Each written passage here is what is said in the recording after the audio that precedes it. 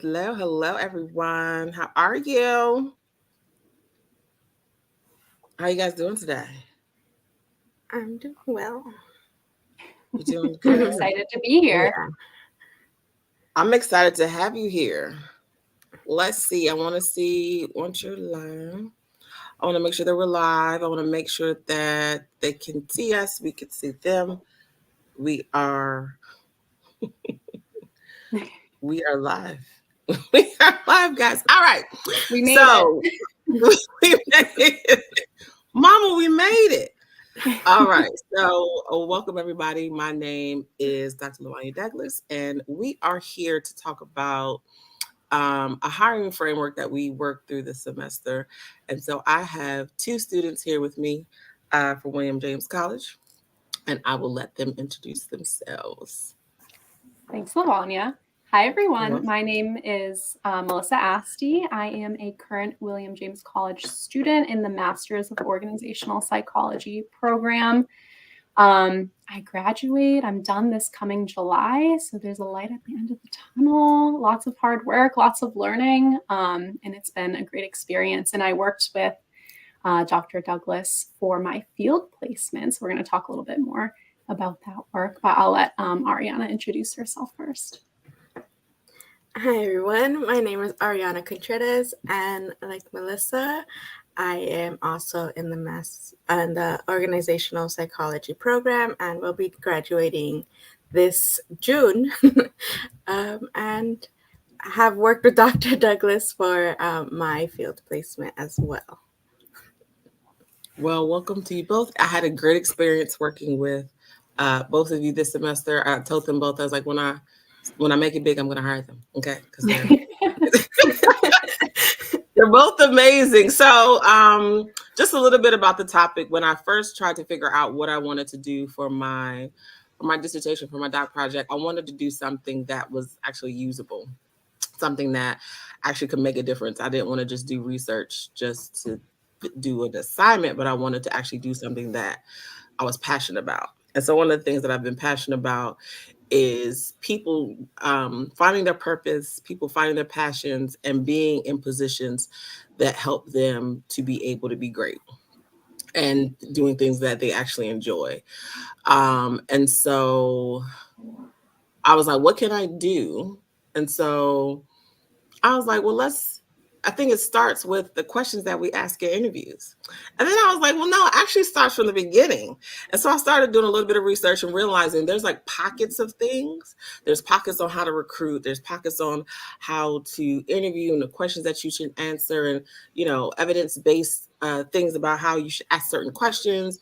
And then it was like, there's the onboarding piece where what are they doing in that first 90 days, and then long term, like how are they developing over time, like what is the intentional self-development piece, where they're just, it's not just a job for them, but it's something that they actually uh, like enjoy doing, right? And so I was like, let's just put it all together. So I was like, I'm going to create this framework that includes all of these different pieces, and then it'll be something that we can like take to organizations. And one of the main things is the type of leadership that the organization has to have in order for the framework to work. So it's not like we're going to take this framework to any organization. It has to be an organization that their leadership is ready for this type of forward thinking, and um, it's not regular. Okay, it's just not regular. We're not just interviewing you, ask good questions, then we put you in a position. No, it's actually a thoughtful process. So both of you, Melissa and Ariana, what made you want to participate in the practicum project? Yeah, I mean, it was a couple different things for me. My main goal going into field placement was, so I currently work in leadership development, learning and development, and there were tons of postings on our WJC site about learning and development. And I was like, I do learning and development all day, every day. I want to do something that I'm less familiar with, that I'm gonna, upskill myself and learn more about. Mm-hmm. And talent acquisition, hiring, recruiting, onboarding was something I wasn't as familiar with. So when I saw your posting, it interested me. And then I actually went to your website and I saw your lovely picture and your bio. And I was like, I want to work with this woman. She seems awesome.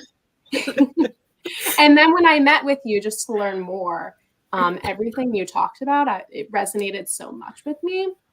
I feel like people's current experience with interviewing and job hunting you see so many things that don't make sense, negative sort of experiences that don't acknowledge people's humanity. Like they're going through hours and hours of interviewing only to be ghosted by an organization, to be excited about a job, to enter the job, and then the job is not what they were told it was, and they leave a couple of weeks later.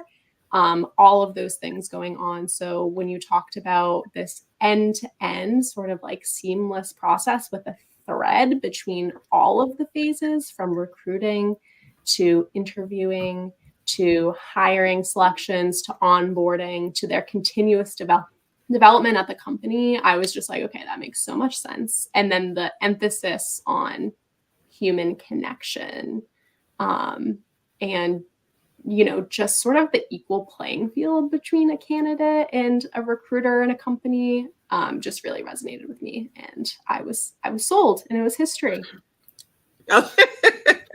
Love that. Okay, so as for me, I was actually my first semester, I was in a different field placement with Dr. Douglas, and I just wanted to stay with her because of her personality. And she told me about this practicum, and I really liked the international focus that I was going to do for my capstone. And that's when she brought up her organization is also, she wants to go international. So that's the piece that actually made me come to this practicum, because of that's what's resonated with me. And I actually never had a formal kind of like onboarding because I've always worked for very small companies. So it intrigued me of like all of the different pieces that are needed to have a good recruiter and to recruit people that the organization would want. So that's. You made a great point, because you mentioned like you work for small businesses, right? Even small businesses, I feel like that is crucial, even for small businesses, because sometimes a lot of times when you have a small business, they have to have multiple roles. And as opposed to just giving people a role, it's like, okay, if I have to have multiple roles, put me in things that I am going to flourish at. Put me in places where I'm going to be good at. So, John Maxwell has a book, and he had said one time, like, there's a point in your life where you should work places, you should do things that you're good at, and then you hire people to do the other things that you're not good at. Like, I know what I'm not good at, and I'm not necessarily interested in developing those skills. Okay, I just want to have those people around me that they love it. Right? You love to write. You love to put things in boxes. You love to, put things. Melissa's great at that, right? Ariana's great at like asking questions, and it sometimes it's questions that it was like, oh, that was a good question. I didn't even think about that, because I'm such a visionary, so I'm looking at big pictures, and sometimes we have to have people to bring us back down to what about this little thing right here, and it's like, I didn't think about that little thing.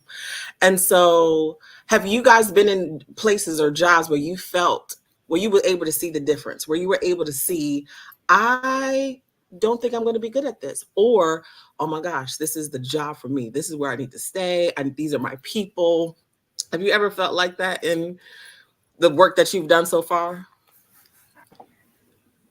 I haven't gone to like a place like this is where I want to work at, but I'm always open to learning new skills, and then that's how I actually have a say of saying like, no, I don't like this. I've tried it. I don't like it at the very least. But I am in one of my part-time jobs right now, even though I don't necessarily want to stay in the financial field. I do really appreciate how my boss, my manager, treats me. So I have learned how crucial being what is like just someone acknowledging my work. Mm-hmm. So Mm-hmm. I have felt that. Mm-hmm. So I really appreciate that, and I would want to be in the future. I would want to be somebody like my current boss and manager right now. I love that. I love that. What about you, Melissa? Yeah, I mean, I love my current role. I feel like I'm able to do so many things and I have a lot of agency, but I feel like a framework like this, exactly what you're talking about, like organizations are becoming increasingly complex. And so the collaboration and the hiring of the right people to fill in the gaps on a team that you don't have is so important. And then on the flip side of that, I feel like there's a level of psychological safety that's required to be like, hey, I'm really good at this thing. I want to do more of it. But then also, I don't like doing this thing. Maybe I'm not particularly good at it and I don't have really interest in Mm-hmm. developing this. Is there another role that's maybe better for me? Or can I switch around my tasks so that the role is a good fit and I can stay at this company versus looking elsewhere? A great sort of thing that companies do currently is internal mobility. Mm-hmm. Hiring within of like, your manager, like you said, Ariana, a great manager will ask you what you're good at, what you like doing, what your interests are. And hopefully they can keep you at the company by saying, hey, there's a role on this team that's open. Yeah, it's not on our team, but if we can retain you at this company and you can do what you love, like that's fantastic. Yeah. Yeah. The thought that the leader is what makes, if y'all can see, unregulated leadership, right? Because that's what people that are not like basic leaders and that think outside the box are doing what you guys are saying, right? It's not a checkbox. It's very individualized leadership. They're really focused on you as an individual, what your skills are, putting you in places for you to develop those skills that you actually enjoy doing and not forcing you to do things that you just don't enjoy because it's a part of the position description, right? Which is why the framework is hiring the right person for the right position. We're not fitting the position or the person to the position. They match, they align, right? And of course, there may be some things that are not your favorite that still go along with the position, but you're willing to do those things because you're so passionate about whatever that position is that you are doing. I'm in a situation where I was doing something that I loved, absolutely loved. And I got moved to a place where it's like, because of your title, this is where you have to go. And this is where you fit because of your title. And then I was like, well, no, I am not my title. You know, that thing is, I am not my hair. I am not my title. Like, I am so much more than a title. Like, and I asked, and I was like, what makes me the best candidate for the position? And the response was, well, your title is this. And I was like, but I'm so much more than that. And you can get so much more value out of me if you put me in a place where I'm good, not just based off of my title. And so that's when you start to be like, okay, I need to do some things for myself, which is a lot of times when people leave the corporate world because of that box that they will put you in. You know, you think about performance evaluations, and that's not a part of the framework, but I think it, you know, I make up stuff. We might be able to add it later, because you know, when you have a performance evaluation and you're graded off of the performance evaluation, they're so focused on you checking the boxes in this performance evaluation and being equal across the board. So if 50 people have the same title and there's the same expectation for 50 people, and there may be flexibility on how you do it, but depending on who's leading you and who's evaluating you, it's like, well, no, everyone has to be equal, so everyone has to do the same things, and then that takes away from the uniqueness of the person and how that person can be great in the position. And so sometimes it's like, okay, which is why focusing on what people's strengths are is and developing those is a part of the framework as well. So tell me specifically, we'll tell the people, not me, because I already know. Tell the people what part of the framework that you kind of focused on this semester and kind of what you learned from it. So I was on the project a little earlier than Ariana. And I was sort of the first person to join. We have Jill too, who couldn't make it today, but I sort of helped with like the groundwork of like, what could this look like? And the timing was actually perfect because I was taking a talent acquisition and talent management course. So Lavani, I don't know if you remember, but I was like, let's use this reading and like, let's use this reading. So being able to like blend some of that research and best practices was like perfect. But then as we got more established, we figured out like what we wanted to do and what this framework was going to look like. I took on the interviewing portion of the framework. And I, a lot of that had to do with sort of making sure that everyone was on the same page going into interview, some of the best practices of making sure that everyone who's doing interviews at your company goes through an interviewing training. They know what questions they should ask and which ones they can't ask. They know the laws and the implications and all of those things. And then also looping in sort of behavioral-based questions based on competencies. So if you don't know what competencies you need and that are critical for that role, that's a place where you need to start, because those questions you should be asking during the interview should be aligned with those competencies that you're looking for. And then making sure those questions are aligned, also make sure that the candidate has an accurate understanding of what is required of them, what the role might entail, what it looks like. We talked about simulations, sort of giving, a take-home assignment or something like that, a role play or a case to give a taste of what are you going to do in this role, a reasonable amount. You don't want to do a 6-hour case with multiple candidates. That's not great for the candidate or you and your interviewers and your organization's time and resources. But then that gives the candidate the power to be like, oh my God, I hated that. Like, I'm going to drop out now versus I'm going to take this position and then leave a few weeks or a few months down the road. And then you start at square one. So some of those, there's so much that we did, but those were like some of the key things that we sort of tied into that portion of the framework, which was exciting and a lot of fun. As for me, initially, I was going to have like my own section for how to attract expatriates or just maybe newer foreign workers for the United States. However, after my research, Melissa brought this up actually, saying like the points of like communication and making sure like the posting, if they wanted to gravitate to getting those expatriates internationally, then we need to make sure that we follow how their hiring practices are, like what they are used to.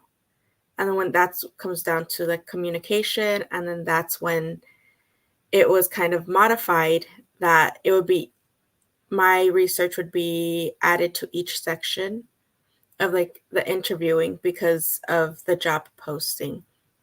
And then the onboarding because of the communication that's needed, and just to bring in all together like the different cultures. We have to be aware of the different cultures, how they communicate, how they see leadership.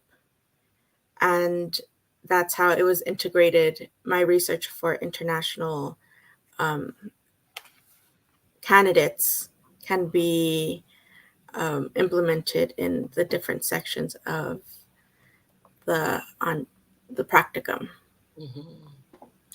Well, yeah, one of the things that we wanted to do was to make this not just, we wanted this to be an international framework where it can be used anywhere, and bring an awareness to different cultures and how they interact and how they see things. And so we're not making judgments, right? Because a lot of times we make judgments when people do or don't do stuff. I think one of the examples that we gave was like looking people in the eye. And, during specific cultures, when you look someone in the eye, it's showing respect. And in other cultures, when you don't look at someone in the eye, it's disrespectful. So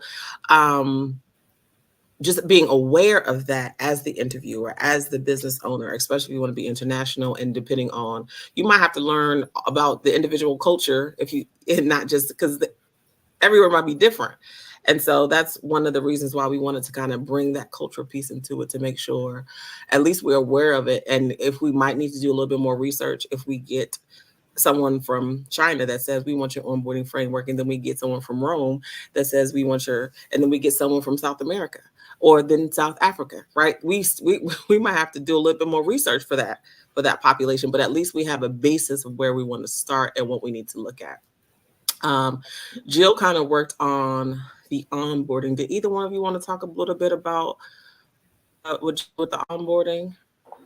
I can talk a little bit about it. I think what was like really valuable about this team is we met regularly, and like we were able to challenge each other and sort of embed our own research and findings into each other's sections to make that end-to-end experience make sense. So for onboarding, for example, we talked about recording feedback. You always record feedback when you're interviewing people. You keep that on record for legal reasons, but you have that feedback. And even if you don't accept a candidate, you have that feedback and can send it to them and give them something to work with and help them keep that connection for your future talent pool, give them a positive experience.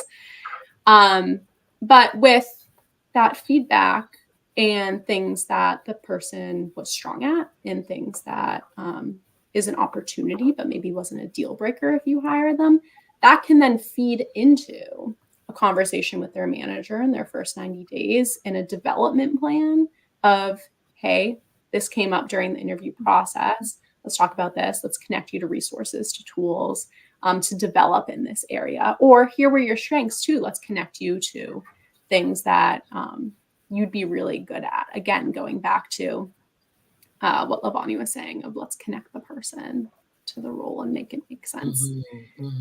So that was sort of like Jill and I worked on that together. So I like put together a template for that feedback. And then she was thinking through the development plan as part of onboarding, that conversation with your manager early on that feeds into your continuous development. So that was like a really nice thread between our two sections, and sort of an example of something that's pretty simple, but I don't know any organization or company. I've never experienced that.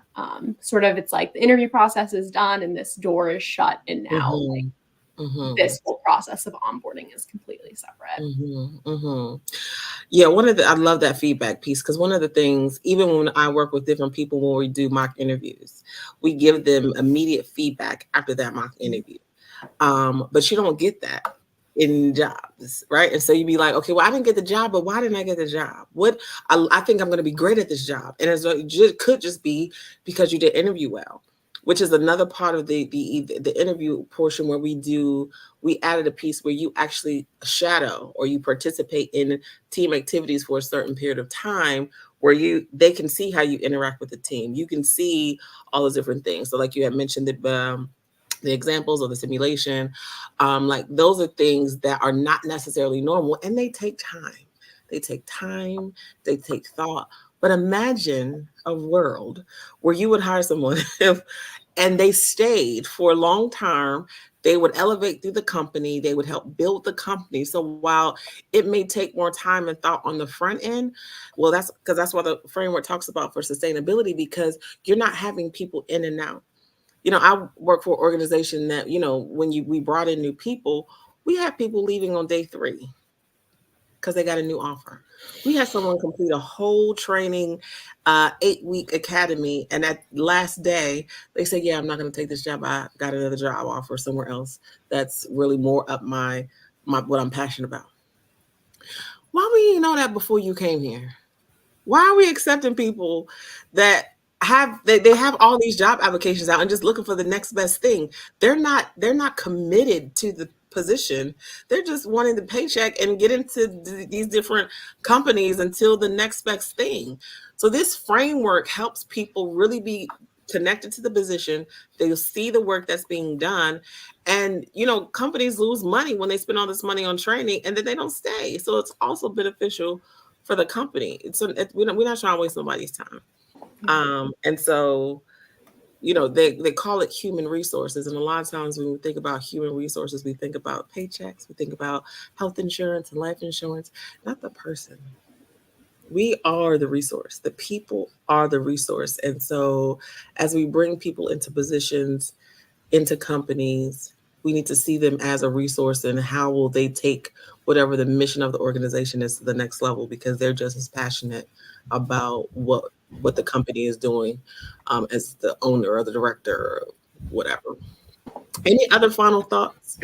I love that. I have one comment, because you're talking about people interviewing well, and through interviewing people, what I find is, someone will get dinged because they're not interviewing well and they needed to be prompted for an answer, right? And it's like, oh, needed to be prompted. They, get bad feedback, but it's like, but if you prompt them and then they give a super high quality answer, that's better than the person who didn't need to be prompted and came up with a subpar response to your question. And I find that people who don't interview well initially, they need to get warmed up a little bit because they're nervous. Those are usually the people who care more. They're nervous. We get anxiety and we get scared because we usually care about what we're doing.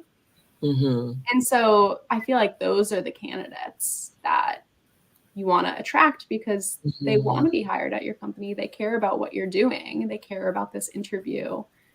So some of the elements of our framework of eye contact, respect, being a human and not a machine when someone first comes to the interview, are just all things that I feel like are so important to not overlook those candidates who just don't interview well.